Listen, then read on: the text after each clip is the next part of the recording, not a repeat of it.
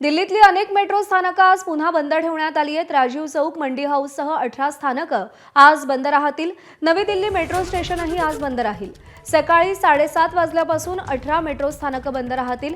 सगळ्या स्थानकांवरती एंट्री आणि एक्झिटवरती निर्बंध घालण्यात आले।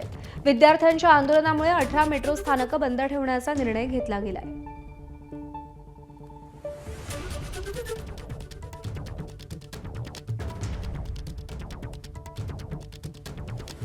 तर याआधी सुद्धा दिल्लीतली महत्त्वाची मेट्रो स्थानकं बंद ठेवण्यात आली होती आणि आज विद्यार्थ्यांच्या आंदोलनामुळे 18 मेट्रो स्थानकं ही बंद ठेवण्यात आलेली आहेत।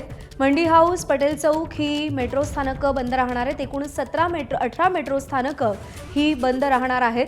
एंट्री आणि एक्झिटवरती पोलिसांचा बंदोबस्तही तैनात आपल्याला पाहायला मिळतोय। नवी दिल्लीत जंतर मंतरवर सुरू असलेल्या कॉकरोच जनता पार्टीच्या आंदोलनाच्या अनुषंगाने दिल्लीतील 18 मेट्रो स्टेशन बंद करण्यात आलेले आहेत। आपण पाहू शकतो की हे नवी दिल्लीतील लोककल्याण मार्ग हे मेट्रो स्थानक आहे आणि या मेट्रो स्थानकाचा गेट बंद करण्यात आलेला आहे आणि ही सर्व 18 मेट्रो स्टेशन्स पुढील नोटीसपर्यंत बंद ठेवण्यात आलेली आहेत सकाळी 7:30 वाजल्यापासून।